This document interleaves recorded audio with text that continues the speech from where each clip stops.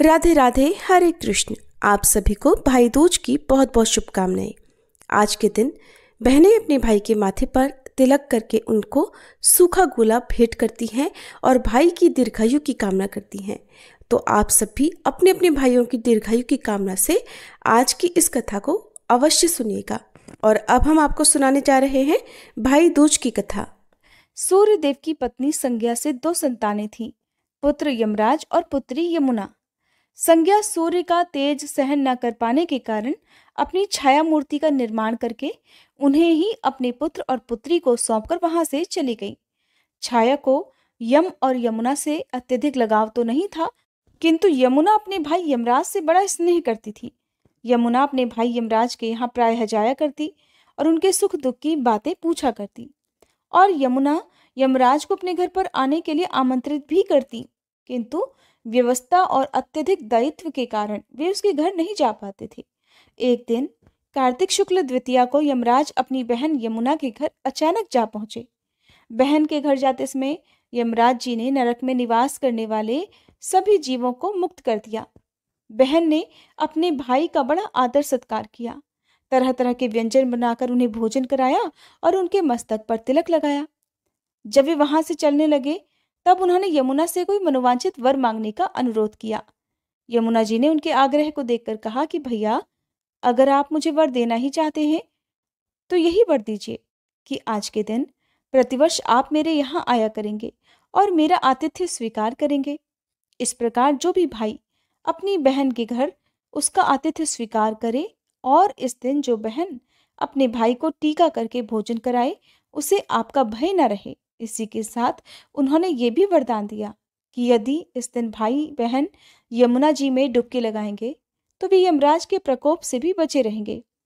यमुना जी की प्रार्थना को यमराज जी ने तत्काल स्वीकार कर लिया। तभी से भाई बहन का ये पवित्र त्योहार मनाया जाने लगा। भाई दूज के दिन ही 5 दिनों तक चलने वाले दीपावली उत्सव का भी समापन हो जाता है। वैसे तो इस दिन अपनी सगी बहन से ही तिलक करवाना चाहिए। अगर अपनी सगी बहन ना हो तो ममेरी, फुफेरी, चचेरी, तहेरी या मौसेरी बहनों के साथ ही मुंह बोली बहनों से भी आप तिलक करवा सकते हैं और उन्हें उपहार देकर उनसे आशीर्वाद भी प्राप्त कर सकते हैं। यम द्वितीया यानी कि भाई दूज के दिन शाम के समय घर के मुख्य द्वार पर एक दिया यम देवता का भी जलाना चाहिए। कहते हैं कि 4 बत्तियों वाला दीपक जलाने से एक तो भाई की अकाल मृत्यु से रक्षा होती है, साथ ही यम देवता की कृपा भी बनी रहती है। इसलिए आज के दिन आप ध्यान से अपने घर के मुख्य द्वार पर, जिस दिन भी आप भाई दूज का पर्व मना रहे हो उस दिन अपने घर के मुख्य द्वार पर एक चौमुखी दीपक, चाहे वो घी का हो या तिल के तेल का या सरसों के तेल का, अवश्य जलाएं। आपने दाहिनी तरफ, जब आप घर से बाहर को निकलते हैं तो उस दाहिनी तरफ को आपको इस दीपक को रखना चाहिए। अगर मिट्टी का दीपक ना हो तो आप आटे का दीपक भी जला सकते हैं और अगले दिन इसका विसर्जन कर देना चाहिए। अब सुनिए भाई दूज की दूसरी पौराणिक कथा। एक गांव में एक बहुत ही बुजुर्ग महिला रहती थी। उनका एक बेटा था और एक बेटी थी। बुजुर्ग महिला ने अपनी बेटी का विवाह करवा दिया था। एक दिन जब भाई दूज का त्योहार आया तो उन बुजुर्ग महिला के बेटे ने कहा कि माँ, मैं अपनी बहन के घर टीका करवाने के लिए जा रहा हूँ। जिसके बाद उनकी माँ ने कहा कि बेटा, हम लोग बहुत गरीब हैं, तुम टीका करवाने के बाद अपनी बहन को क्या दोगे? और वैसे भी तुम्हारी बहन तो बहुत ही क्लेशी है, उसके घर जाकर क्या करोगे?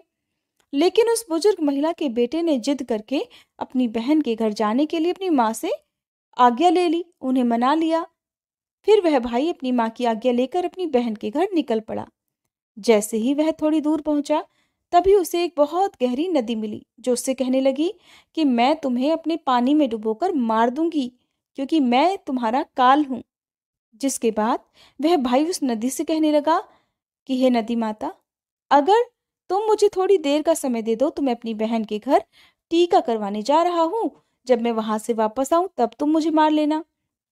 जिसके बाद वह नदी भाई को आगे जाने का रास्ता दे देती है।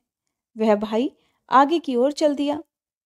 थोड़ी दूर पहुंचने के बाद उसे एक शेर मिला जो बहुत भूखा था। कहने लगा कि मैं तुम्हें मारकर खा जाऊंगा। वह भाई शेर से कहने लगा कि नहीं, अभी नहीं, अभी तो मैं अपनी बहन के पास टीका करवाने जा रहा हूं। जब मैं लौट कर आऊंगा तब तुम मुझे खा लेना।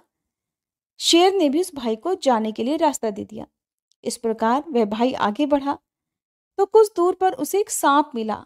वह भी कहने लगा कि मैं तुम्हें डस लूंगा। भाई ने सांप से भी वही कहा कि मैं भी अपनी बहन के घर टीका करवाने जा रहा हूँ। सुनकर सांप ने भी उसे रास्ता दे दिया। अब इस तरह से रास्ते में विघ्न बाधाओं को पार करके भाई अपनी बहन के घर पहुंच गया। जब वह अपनी बहन के घर पहुंचा तो घर के बाहर से आवाज लगाने लगा, लेकिन घर के अंदर उसकी बहन सूत काट रही थी। सूत काटते समय उसका धागा टूट गया और वहां के लोगों की ये मान्यता थी कि अगर सूत काटते समय धागा टूट जाए तो बाहर चाहे कोई भी बुला रहा हो, वह बिना आवाज करे और बिना धागा को जोड़कर अगर चली जाए तो वह व्यक्ति मर जाएगा जो दरवाजे के बाहर है। अब उसने आवाज तो सुन ली थी, लेकिन वह दरवाजा खोलने के लिए नहीं गई। वह बिना आवाज के धागा जोड़ने लगी, लेकिन उधर जब बाहर खड़े हुए भाई ने बहुत देर तक आवाज लगाई और उसकी बहन बाहर नहीं आई तो वह वहां से नाराज होकर जाने लगा। तब तक उसकी बहन धागे को जोड़कर तुरंत अपने भाई के पास आकर उसे रोकने लगी और उसे अपने घर के अंदर ले गई। वह बहन अपनी पड़ोस में रहने वाली एक महिला के पास गई और उससे पूछने लगी कि बताइए मुझे भाई दूज के दिन क्या क्या बनाया जाता है, कैसे तिलक किया जाता है। तब उस महिला ने उसे बताया कि तुम तेल से अपने चूल्हे को लीपो और घी में चावल पकाओ। बहन पड़ोसन के कहे अनुसार कहने लगी। तब तक उसका भाई आया और उससे कहने लगा कि बहन मुझे तो बहुत जोरों से भूख लगी है। लेकिन उसकी बहन पड़ोस की महिला की बातों में आकर काम कर रही थी। जब उसके भाई ने रसोई में आकर देखा तो बहन से कहने लगा कि बहन तुम तो बहुत भोली हो, जिस कारण हर कोई तुम्हें पागल बना देता है। क्या तुमने कभी घी में चावल पकते हुए देखा है? अरे मेरी भोली मासूम बहन, क्या कभी चूल्हे को तेल से लीपा जाता है? तुम गोबर से चूल्हे को लीपो और पानी में चावल पकाओ।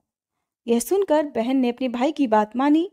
जैसा जैसा उसके भाई ने करने के लिए बोला था वैसा वैसा उसने किया और भोजन बनाकर अपने भाई को खिलाया। थोड़ी देर के बाद उसने अपने भाई को तिलक भी कर दिया।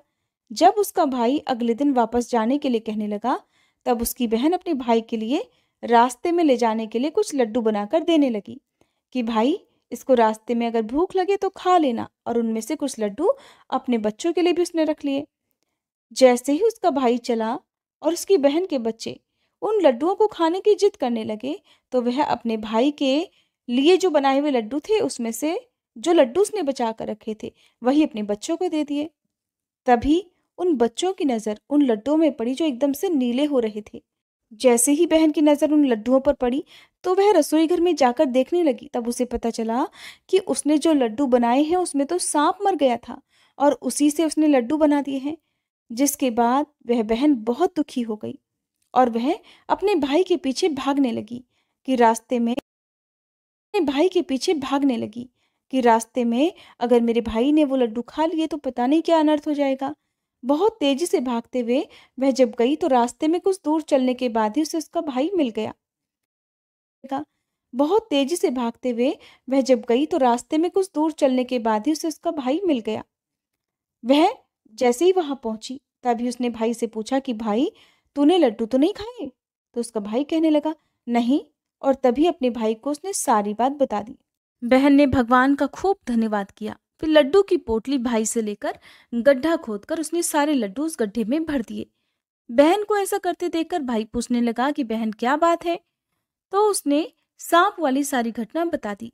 कहने लगा कि बहन तुमने मुझे आज तो इस काल से बचा लिया, किंतु मेरे पीछे तो 3-3 काल मेरा इंतजार कर रहे हैं। नदी, सांप, शेर की घटना अपनी बहन को भाई ने बता दी। सुनकर बहन बहुत दुखी हुई। कुछ समय के बाद चलते चलते जब बहन को प्यास लगी तो वह पास के ही एक तालाब पर पानी पीने के लिए गई। वहां पर एक बुढ़िया बैठी हुई माला तैयार कर रही थी। बुढ़िया को माला तैयार करते हुए देखकर उसने पूछा कि माताजी आप यहाँ क्या कर रही हैं और आप कौन हैं?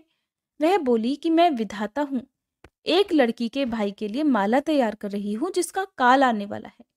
उसकी बहन ने चक्की में पीसकर एक सांप को मार डाला है। बहन समझ गई कि वह उसी के भाई के लिए कह रही है। बहन ने पूछा माँ जी इस काल से बचने के लिए क्या उपाय किया जा सकता है? तब बुढ़िया विधाता ने कहा कि बहन अपने भाई को गाली देती रहे और जब तक उसका ब्याह ना हो जाए तब तक उसके साथ रहे, क्योंकि वही उस पर आने वाले काल को टाल सकती है। ऐसा ही हुआ। बहन अब वापस अपने घर लौटने के बजाय अपने भाई के साथ मायके जाने के लिए तैयार हो गई उसने तैयार होने से पहले खूब सारा मांस, दूध और एक ओढ़नी ले ली। अपने वचन के अनुसार उसके भाई को शेर खाने वाला था, तो बहन ने आगे बढ़कर पहले तो उसे खूब सारा मांस खाने को दिया। शेर उस मांस को खाने में इतना व्यस्त हो गया कि उसे व्यस्त देखकर वे दोनों भाई बहन चुपके से आगे बढ़ गए। आगे बढ़े तो वही सांप मिला जिससे वचन कर उसका भाई आगे बढ़ गया था। उस सांप को बहन ने दूध पीने को दिया और आगे बढ़ गए। नदी पड़ी तो रास्ते में नदी पार करते समय बहन ने नदी को ओढ़नी उड़ा दी, जिससे नदी बहुत प्रसन्न हुई और उन दोनों को सही सलामत पार करने के लिए रास्ता दे दिया। इधर तीनों काल से बसते हुए वे दोनों भाई बहन अपनी माँ के यहाँ पहुंच गए। घर पहुंचकर बहन अपने भाई को खूब जोर जोर से गालियां देने लगी और वही गुस्से वाला मिजाज पहले से धारण कर लिया जैसा वो शादी होने से पहले किया करती थी। माँ ने अपने बेटे से कहा कि देखा बेटा, मैं तुझे इसीलिए मना कर रही थी, ये हमेशा गुस्से में रहती है और गाली गलौज करती है, इससे ज्यादा स्नेह मत किया कर। भाई ने कहा, माँ, मुझे ये 3-3 काल से बचा कर लाई है। रास्ते भर तो बिल्कुल ठीक थी, न जाने यहाँ पहुंचकर इसे क्या हो गया। कुछ दिनों के बाद भाई का रिश्ता आया। ब्याह की तारीख निश्चित हो गई। विवाह के समय मंडप में बहन बैठी।